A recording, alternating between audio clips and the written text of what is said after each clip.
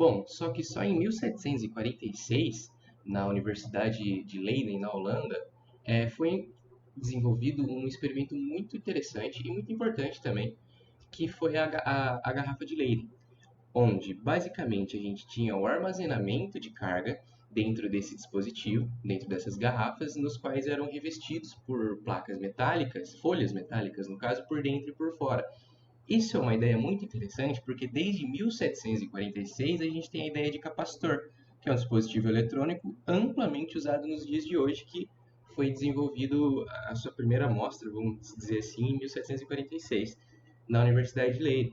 E foi um aparato muito importante também para a gente falar do próximo cara que teve grande marco na história da eletricidade, que foi o Benjamin Franklin. Em 1750, ele propôs um experimento muito interessante, que na real é um tanto quanto famoso, que foi de erguer uma pipa numa tempestade, certo? Então ele ergueu uma pipa próximo a uma tempestade onde a descarga elétrica estava sendo gigantesca por causa dos raios que estavam acontecendo ali. E o que ele fez? A pipa de seda, atribuída à ponta dela uma ponta de metal, ligada a uma garrafa de Leiden, de Leyden, perdão, na outra extremidade onde ele estava segurando. E o que isso proporcionou? Que quando a pipa se aproximava dos raios, ou seja, da grande descarga elétrica que estava acontecendo na tempestade, a garrafa se mostrava carregada, certo? E isso foi interessantíssimo, porque não é só do atrito que origina a eletricidade, certo? Não é única e exclusivamente uma propriedade de atrito, onde a gente pode ter o acúmulo e fluxo de carga, certo? Foi uma ideia muito interessante vinda com Benjamin Franklin lá em 1750.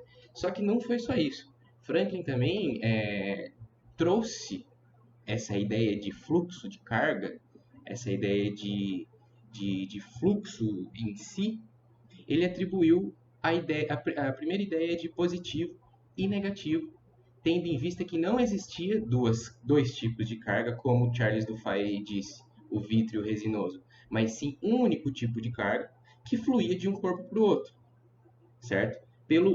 No caso, pelo ato da fricção, como o Dufay e os outros físicos tinham deduzido antes, só que também depois o lance da pipa ele viu que não era só isso, mas enfim. Então ele atribuiu o lance de uma carga de um corpo positivamente carregado, aquele corpo onde acumulava cargas elétricas, e um corpo negativamente carregado, aquele corpo que perdeu carga elétrica. Então, ao fazer a fricção, por exemplo, de dois corpos e observar a atração mútua entre eles posteriormente, Franklin dizia que carga saiu de um, foi para o outro, uma coisa só, um acumulou carga, o outro perdeu carga, certo? Uma ideia extremamente interessante que, basicamente, é o que a gente tem hoje em dia, certo? Então, a construção da eletricidade, ela começou a tomar corpo com Benjamin Franklin em 1750, certo? Um pouquinho mais para frente, a gente tem, agora falando um pouco mais geral sobre a história e contexto histórico da eletricidade, a gente tem Alessandro Volta, lá para o final do século XVIII, onde foi um físico experimental também de grande importância, pois ele, como Franklin viu que não só o atrito e a fricção poderia trazer um acúmulo de carga, Volta também percebeu que processos químicos como soluções salinas e soluções ácidas, poderiam movimentar cargas.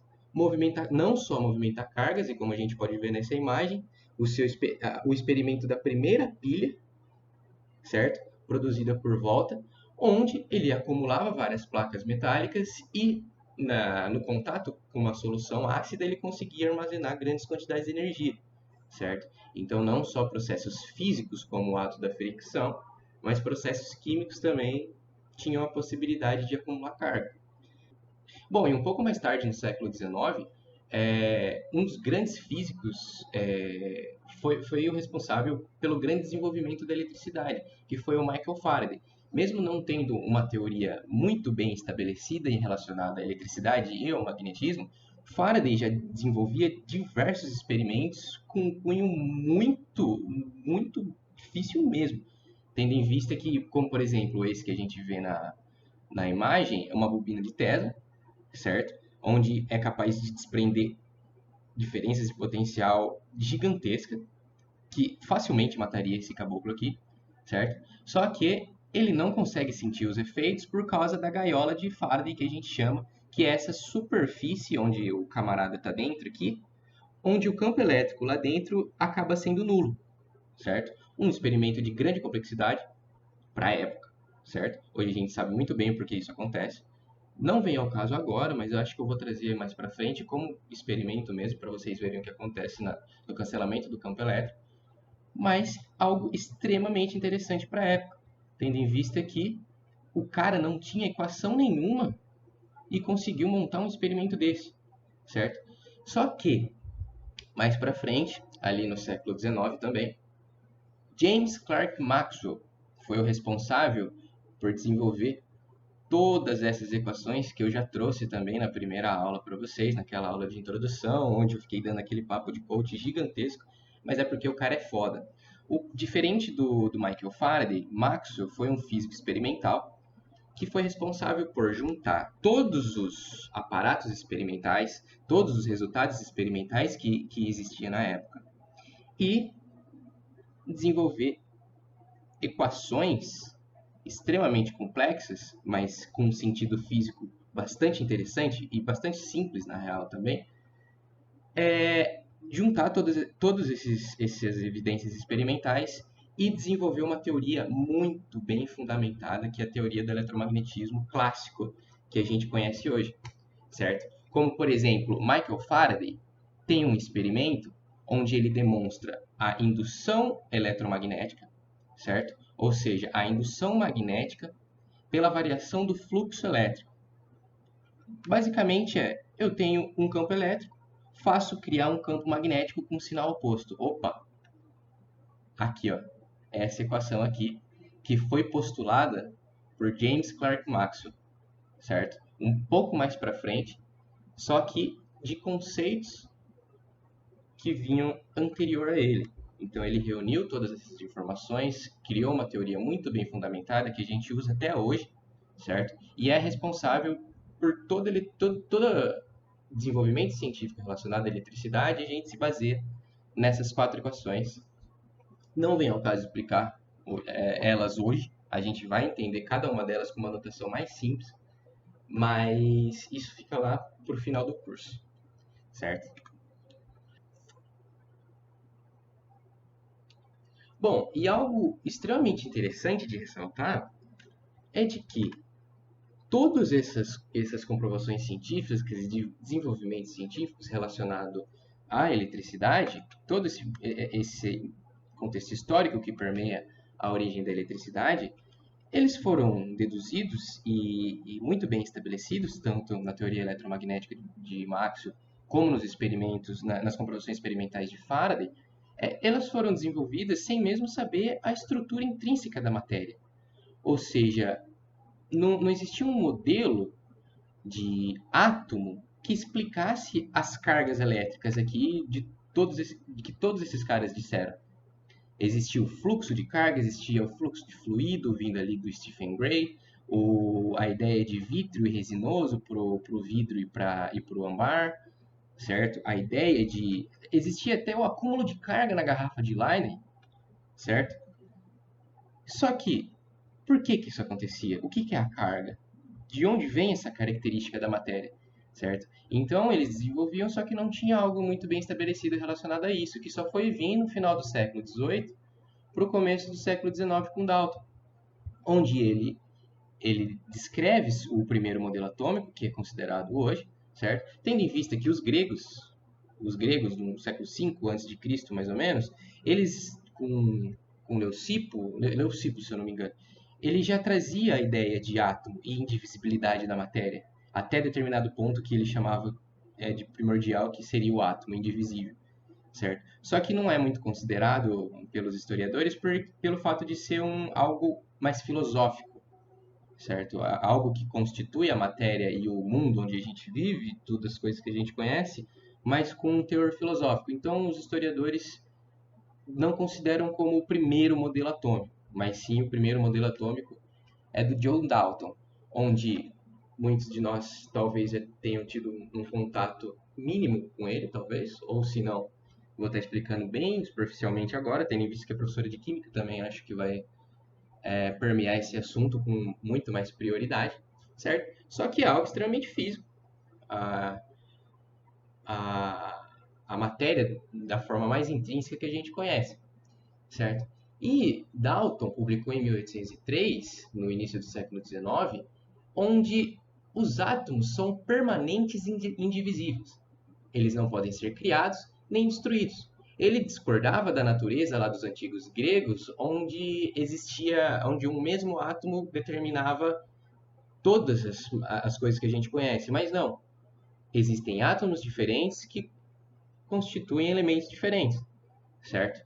Então, uma reação química, por exemplo, para Dalton, era basicamente o arranjo desses átomos diferentes em estruturas diferentes que formavam a matéria como a gente conhece hoje, certo? Então, sendo algo indivisível e sendo algo maciço e rígido, certo? É a teoria, é o primeiro modelo atômico que a gente tem como conhecimento, é o de Dalton, certo?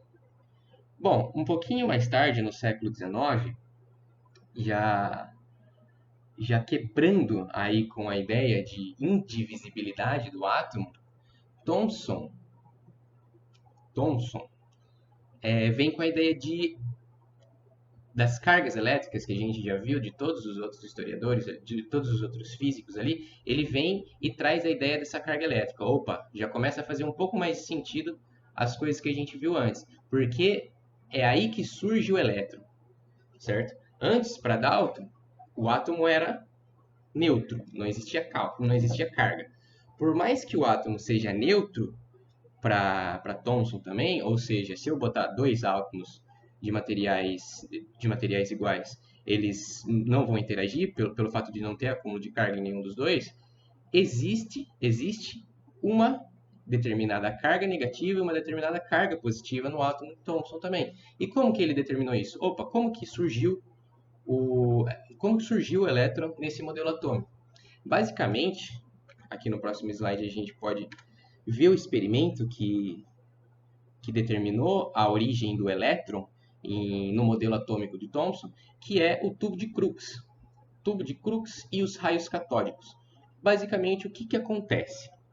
Nesse tubo, a gente tem um tubo aqui, certo? Nesse tubo, permeado por determinado gás, aqui onde está em branco, é como se tivesse permeado algum tipo de gás, certo? E aqui na ponta do tubo, eu crio uma diferença de potencial que vai criar um campo elétrico, certo? Um campo elétrico uniforme, certo? Quando eu tenho uma energia, um campo elétrico forte o suficiente para que os elétrons saiam dessa extremidade e venham para essa extremidade aqui, eu consigo ionizar os átomos do gás que está aqui dentro do tubo, certo? E nesse processo de ionização, eu tenho a liberação de fótons desses átomos do gás que eu tenho lá dentro, certo? Fótons basicamente é a luz. Então, quando eu tenho energia suficiente desse campo elétrico, eu começo a ter a emissão de luz por meio desses gases. Essa emissão de luz vai ser retilínea, certo? Porque o meu campo elétrico ele é justamente uniforme. Então, eu vou ter o contato dos elétrons com esse gás, fazer a liberação de luz, essa luz vai vir retinha, certo? Só que, qual que foi a sacada de Thomson aqui no tubo de Crookes para os raios catódicos? Tendo visto que os raios catódicos são esses raios provenientes da colisão dos elétrons do campo elétrico com os gases do tubo. O que ele fez? Colocou um campo elétrico externo, certo? Aqui eu tenho duas placas, onde eu vou ter um campo elétrico uniforme, certo? E, pelo modelo atômico de Dalton, esses átomos que passariam aqui, eles não poderiam sofrer desvio, porque ele não tem carga, certo? Esses átomos aqui, eles não têm carga. Então, quando eles passam pelo campo elétrico externo aqui do meu experimento, eles deveriam continuar uma trajetória retilínea. Só que acontece extremamente diferente. A luz que vem proveniente dos raios catódicos, elas são desviadas. E o que isso indica? Opa, existe alguma coisa que está indo aqui para o lado positivo do meu campo elétrico, que eu não sei, que não necessariamente eu sei o que é, porque ninguém nunca falou sobre isso. Então foi aí que Thomson introduziu os elétrons com carga negativa, tendo em vista que os raios catódicos vão para o lado positivo, e positivo e negativo se atraem. O negativo do elétron do átomo vai de frente com o positivo do campo elétrico, e esses raios são desviados, certo? E é assim que o modelo de Thomson derruba o modelo de Dalton, certo? E a ideia de elétron passa a vigorar aí nos nossos modelos atômicos, certo?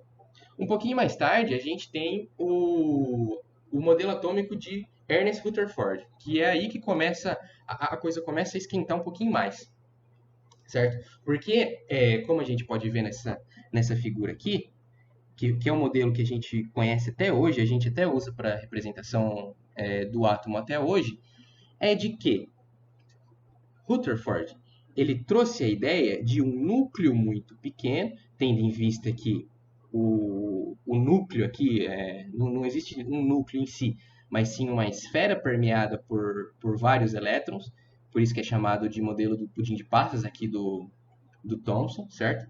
Mas diferente disso, Rutherford descobre que o átomo em si é circundado, certo? É circundado pelos elétrons, tendo um núcleo muito pequeno no centro, certo? Como a gente pode ver nessa imagenzinha aqui. Tendo um núcleo muito pequenininho no centro e os elétrons rodeando esse núcleo, com um espaçamento gigantesco entre eles. E como que isso se deu? Como que isso se deu? Basicamente, Rutherford pegou alguma coisa que emitisse átomos, certo? Que emitisse, perdão, partículas alfa, certo? Algum canhão de partículas alfa, vamos imaginar assim. Pegou placa, uma placa de ouro, certo? Um filme bem fininho de ouro e bombardeou esse filme fino, essa placa fina de ouro com as partículas alfa, certo? O que ele percebeu? O ouro tem determinado átomo, certo? Então, ao emitir as partículas alfa, ele percebeu que uma em 10.000 partículas era refletida dessa placa de ouro. Aí ele pensou assim, opa, como assim? Como assim está tendo reflexão dessas partículas aqui, sendo que era para passar tudo? Aí ele percebeu que algumas eram refletidas pelo fato de o núcleo da partícula alfa, certo, sendo constituído por dois prótons, colidia com o núcleo dos átomos de ouro do filme do filme em si, certo? Da placa. Só que é 1 em 10.000. A quantidade é muito pouca de átomos que estão sendo refletidos. E isso induz a que, para colidir núcleo com núcleo e refletir, esse núcleo do átomo tem que ser muito pequeno. Porque eu conheço aqui o meu átomo da minha partícula alfa, tem dois prótons, é muito pequeno, está colidindo uma vez em cada 10.000. Então, o espaçamento entre a posição que o elétron orbita o núcleo atômico de determinado átomo é muito grande relacionado à posição do núcleo em si, certo? Então essa ideia que traz o átomo de Rutherford é bastante interessante, porque aí a gente já começa a ter uma ideia do átomo contemporâneo a gente, certo? Que é o átomo quântico aqui do Erwin Schrödinger, que a gente vai discutir um pouquinho depois, certo? Mas perde totalmente essa ideia de pudim de passas aqui e de, sabe, permear toda a circunferência. Não. Existe um núcleo no centro, os elétrons orbitando muito longe esse núcleo, certo? Só que existe um problema muito, muito importante com um modelo atômico de Rutherford, que é basicamente como que um elétron de carga negativa vai orbitar um núcleo positivo e não vai ser atraído. Porque existe na teoria clássica do eletromagnetismo, toda partícula que está em aceleração, no caso do elétron aqui em aceleração centrípeta ao redor do núcleo, ela emite energia. Qualquer coisa emitindo energia, ela perde velocidade.